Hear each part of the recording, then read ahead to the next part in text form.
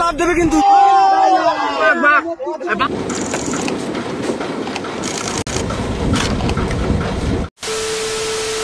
Almost আমি প্রায় ready হয়ে গেছি আর সবকিছু গুছিয়ে নিয়েছি ঠিক করে।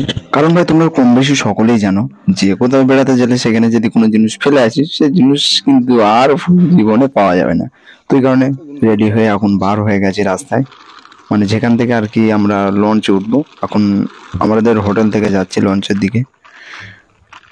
তো ভাই একটা জিনিস দেখো, এরকম মেশিন ভাই তোমরা কি কেউ দেখেছো? জানলে কমেন্ট করে জানিও। আমার জীবনের প্রথম এত বড় মেশিন আমি দেখলাম। এখানে ভাই সব টিন মিন পড়ে আছে কেন জানি না, এখানে হয়তো আগে ঘর বাড়ি ছিল কিনা আমি ঠিক জানি না। তো এখন লঞ্চ ওঠার জন্য আমরা পুরো লঞ্চ ঘাটে এসে পৌঁছালাম। তো ভাই সকালে নদীতে এরকম সূর্য উদয় কে কে দেখেছো কমেন্ট করে জানিও। আমি তো ভাই আমার জীবনের প্রথম দেখলাম এইরকম ভাবে সূর্য উদয়। তো ওই দেখতে পাচ্ছ আমাদের লঞ্চ আছে, আমাদের লঞ্চ মানে আমাদের নিতে আসছে। অনেকটা লংয়ে ছিল, যেহেতু ঘাটের কাছে নাকি দাঁড়াতে দেয় না, কি প্রবলেম হয় তারাই ভালো জানে। তো এই কারণে এই যে আসছে, আসলে এখন উঠবো, উঠে তোমাদের সাথে দেখা হচ্ছে। তো আমরা এখন লঞ্চে উঠে গেছি। তো যারা যারা পার্ট 1 ভিডিওটা দেখুনি, তো আই বাটনে দেখো লিঙ্ক আসছে, লিঙ্কে ক্লিক করে পার্ট 1টা দেখে আসো, না হলে তোমরা কিছু বুঝতে পারবে না। তো আমরা যে ঘাট থেকে উঠেছি সেই ঘাটটা দেখো বাম সাইডে দেখা যাচ্ছে, জানি একটু ভাঙা ভাঙা আছে, ওটাও কোনো বিষয় না। ভাই নদীতে এরকম ভাবে ঢেউ কখনো দেখা হয়নি, যাক সেটাও দেখা হলো সুন্দরবন ঘাট। ভাই এরকম দৃশ্য নদীতে আমার জীবনের প্রথম আমি দেখলাম ভাই, নদীতে এরকম সূর্য পড়ছে। আর ভাই যেখানে আমাদের রান্না করা হচ্ছিল সেইটা এই জায়গাটা। আর এখন মানে আমরা প্রপার সুন্দরবন না কি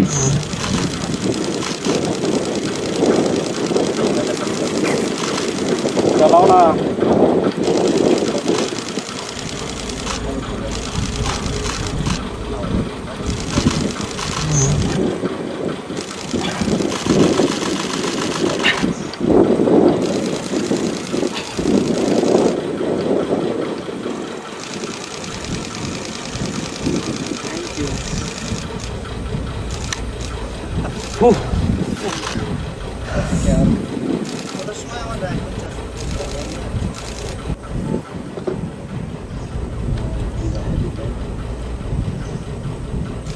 রেডি ফটো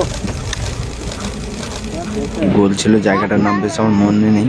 তো যেহেতু আমরা সুন্দরবনের উদ্দেশ্যে গিয়েছিলাম, তো ভেবে নাও এটাও সুন্দরবন। তো এখানে দেখতে পাচ্ছ অনেক গাছপালা ধসে নিচে পড়ে আছে। আস্তে আস্তে সুন্দরবনটা মানে সুন্দরবনের যে নদীটা সেটা আরও কিন্তু চওড়া হচ্ছে ধীরে ধীরে, যেহেতু কোনো পাইলেন নেই তো ওই কারণে ধসে মাটি নেমে যাচ্ছে। গাছ গাছালি সব দেখতে পাচ্ছ নদীর উপরে হাওয়া পড়ে আছে।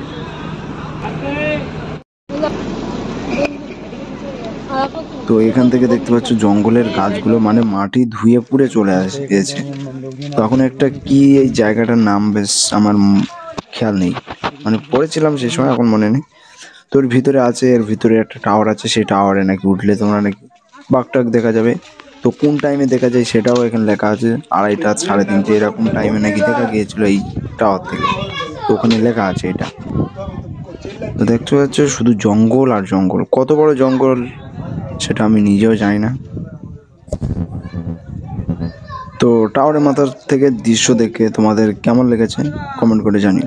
তো এবার চলে আসলাম মানে নিচে থেকে দেখতে পাচ্ছ দু সাইডে সব ঘেরা আছে, মানে বাম সাইডে মেন ঘেরা আর ডান সাইডে মানে ওদের পুকুর না কি আছে, ওতে কি কেঁকড়া না কি চাষ করছে ওই কারণে এটা ঘেরা আছে। আর তারপর আমরা ওখান থেকে ফের বার হয়ে গেলাম। ভাই এইবার দেখো এগুলো কি ভাই, দেখে কি মনে হচ্ছে তোমাদের আমি বলবো না ভাই, তোমরা এগুলো কমেন্ট করে জানিয়ে দিও।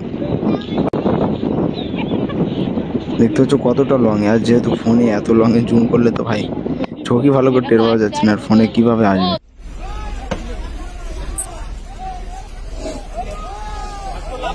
লাভ দেবে কিন্তু।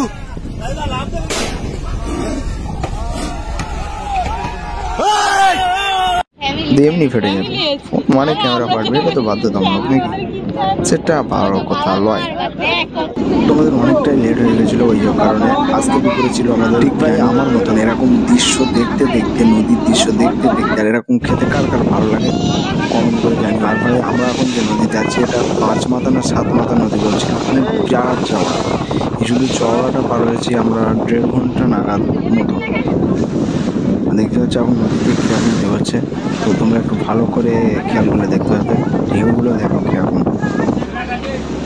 একটু মানে এত চওড়া নদীতে কখনো যায়নি তো ওই কারণে একটু সাগরের ফিল আসছিল, ওই কারণে একটু পোজ দিচ্ছিলাম। ওই দেখে একটু সাগর ফিল আসে কি, ওই কারণে একটু পোজ দিচ্ছিলাম। তো ভাই এতক্ষণ অন্য কালারের পানি ছিল, এবার ভাই পানির কালারটা দেখো পুরো চেঞ্জ। এটা আমার কি কালার ঠিক আমি অতটা কালার টালার আবার চিনি না, এই কালারটা দেখো এই সাগরে যেরকম কালার থাকে ঠিক সেম কালার। তো এখন আমরা চলে আসলাম বকখালি। এখানে বাঘটাক রাখা আছে একটা, মানে কি বলে ওই ঝাউ খাবে, এখানে আর কি বাঘটাক হয়েছে, কুমির টুমির আছে। তো ওখানে ঢুকতে গেলে 30 টাকা করে টিকিট নেয়, তো 30 টাকা করে টিকিট কেটে আমরা চলে আসলাম বাঘ দেখার উদ্দেশ্যে। তো দেখতে পাচ্ছি এর ভিতরে আছে মোট 3খানা মতন বাঘ আছে। তোমরা একটু ভালো করে লক্ষ্য করলে দেখতে পাবে একটা মাল কিন্তু লাফছে ভাই ভিতর থেকে, ভালো করে লক্ষ্য করে দেখো।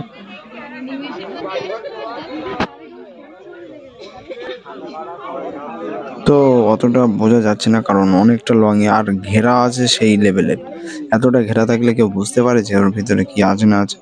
তো ভাই কম করে ঘিরতে পার, জানি একটা তো মানুষ খেলে ওঠা বড় কথা নয়। তো ভাই সুন্দরবনে গিয়েও মানে এত কাছ থেকে বাঘ দেখিনি তো, আর এখানে কাছ থেকে দেখেও কিন্তু সে মজা নেই।